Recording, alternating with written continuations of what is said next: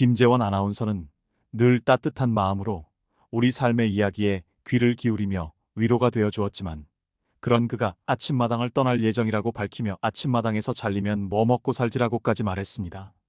아침마당에서 김재원과 하차한 이유를 둘러싼 소문이 팬들의 큰 관심을 끌고 있습니다.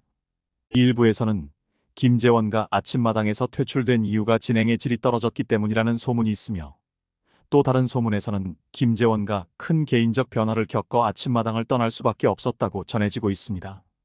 이제 그가 이런 발언을 하게 된 배경과 그동안 어떤 일들이 있었는지 자세히 알아보겠습니다.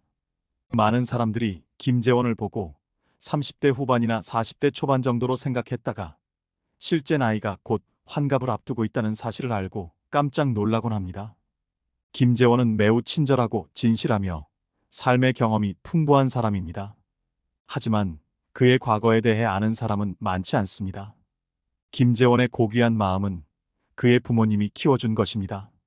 김재원은 한때 어머니를 이상한 사람으로 여기며 싫어하고 멀리하려고 했습니다. 그러나 어린 시절의 큰 사건으로 어머니를 잃게 되면서 그는 아버지와 함께 살게 되었고, 삶에 대한 인식이 완전히 바뀌었습니다. 김재원은 아버지로부터 많은 것을 배웠으며 진정으로 효심 깊은 아들이 되었습니다. 김재원의 부모님은 모두 돌아가셨고, 그가 아침마당을 떠난 이유는 부모님과의 약속 때문이라고 알려져 있습니다. 김재원의 아버지는 돌아가시기 전에 김재원의 어머니와 함께 고향의 평화롭고 조용한 곳에 안장되기를 바라셨습니다. 그곳은 김재원이 현재 살고 있는 곳과는 꽤 먼 곳이었습니다. 김재원은 부모님의 묘를 고향으로 옮기는 일에 온전히 집중해야 했습니다. 이 때문에 그는 아침마당에 충분한 시간을 할애할 수 없었고, 프로그램의 진행 시간과 품질에 영향을 주지 않기 위해 아침마당에서 자진하여 하차하고 부모님의 유언을 이행하는 데 집중하기로 결심했습니다. 그는 어린 시절 어머니가 호텔에서 미용실을 운영하시다가 불이 나서 미용실에서 일하던 몇몇 누나들이 세상을 떠나는 큰 충격을 겪었습니다. 어머니는 뒤늦게 교회를 다니기 시작했지만 신앙은 매우 뜨거웠습니다. 훗날 그의 고백에 따르면 당시 어머니는 아파트 창문을 열고 예수님 사랑해요라고 외치고 버스를 타고 가면서 옆 사람에게 전도를 하셨다고 합니다. 어린 김재원은 그런 어머니를 피하고 싶어 했습니다.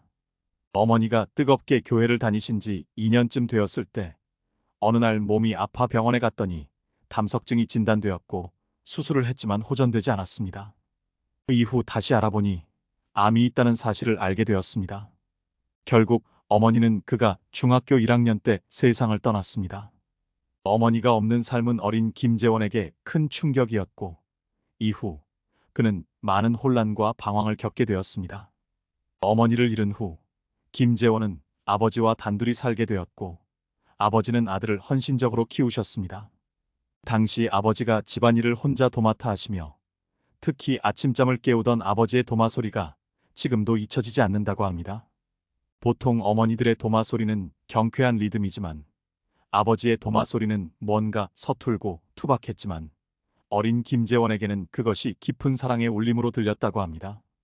김재원이 18살이 되던 해 아버지의 사업이 부도가 나면서 작은 집으로 이사했지만 아버지의 헌신은 멈추지 않았습니다.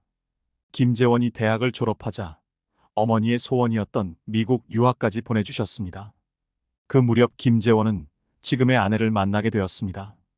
그의 아내는 초등학교 6학년 때 짝꿍이었으며 서로에게 소개팅을 주선해줄 정도로 친한 친구였습니다. 어느 날 김재원이 그래도 내가 제일 낫더라며 고백한 후 두 사람은 본격적으로 연애를 시작하게 되었습니다. 김재원은 유학 중 아내와 1년 동안 편지를 주고받으며 사랑을 키웠고, 아내가 미국으로 오자마자 결혼해 신혼생활을 시작했습니다.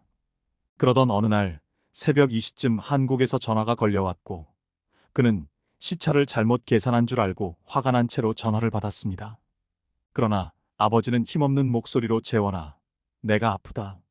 내가 한국에 들어와야 한다고 말씀하셨습니다. 전화는 끊어졌고 알고 보니 아버지께서 뇌경색으로 쓰러지신 것이었습니다. 김재원은 급히 사촌과 친구들에게 전화를 걸어 집에 가봐달라고 부탁한 후 곧바로 공항으로 향했습니다. 당시 그는 결혼한 지 2달 된 신혼이었지만 아버지의 소식을 듣고 아내와 함께 급히 한국으로 돌아가야 했습니다. 비행기를 타고 오는 동안 아버지가 그 사이 돌아가시는 건 아닌지 마음을 졸였고 한국으로 오는 10시간이 10년보다 더 긴 시간처럼 느껴졌다고 합니다. 다행히 아버지는 병상에서 눈물로 아들을 맞이하며 의식을 되찾으셨지만 신체의 반쪽이 마비되어 거동이 불편해졌습니다. 김재원은 유학 생활을 완전히 접고 그날부터 아버지의 보호자가 되어 밤낮으로 아버지를 간호하는 병원 생활을 시작하게 되었습니다. 그는 아버지의 기저귀를 갈아드리고 밥을 떠먹여드리며 걸음을 가르치며 마치 아버지가 갓난아기 때 자신에게 해주셨던 일들을 되갚는 일을 하게 되었습니다. 한편 아버지의 병이 길어질 것 같자 장인과 장모님은 하루는 그에게 우리가 자네 아버님을 돌볼 테니 미국으로 돌아가서 하던 공부를 마저 하고 오게라고 권유하셨습니다. 사실 아버지가 쓰러지던 날 밤새도록 옆에서 지켜주신 분도 장인어른이셨습니다. 결혼한 지 단 2달 만에 이렇게 되었으니 어떻게 보면 장인과 장모님이 가장 황당했을 텐데도 서운한 말씀 한 번 없이 오히려 사위를 지원해 주신 데 대해 김재원은 그때의 고마움을 이루 말할 수 없었다고 합니다. 그러나 그는 마음만 받을 뿐 그렇게 할 수는 없었습니다. 그는 밤낮으로 아버지를 간호하던 중 병원에서 유일한 낙인 TV를 넋놓고 보고 있었습니다. 그때 범 아나운서가 헬리콥터에서 내리며 KBS 21기 신입사원을 모집합니다. 라고 외치는 장면을 보게 되었고 자신도 모르게 나도 아나운서를 한번 해볼까? 라는 생각이 들었습니다. 사실 그가 아나운서의 꿈을 가졌던 건 초등학교 때부터였습니다. 하지만 자신의 꿈이 과하다고 판단해 잠시 아나운서라는 꿈을 내려놓았다가 병실에서 우연히 본 모집 공고에 용기가 생겨 본격적으로 입사 준비를 시작했습니다. 당시 그는 낮에는 아버지를 간호하고 아버지가 주무시면 철야 공부를 했습니다. 이때 장인어른은 일간지를 오려서 그에게 시사상식을 전달했고 병실의 보호자들은 TV 채널 선택권을 모두 그에게 양보했습니다. 그렇게 의사, 간호사, 보호자, 심지어 환자들까지 도와주어 그는 단 2달 만에 아나운서 시험에 합격하는 기적을 이루었습니다. 그는 28세에 방송사에 입사하였으며 그의 아버지는 그런 아들을 매우 자랑스러워하셨습니다. 방송이 끝날 때마다 시청해 주셔서 감사합니다.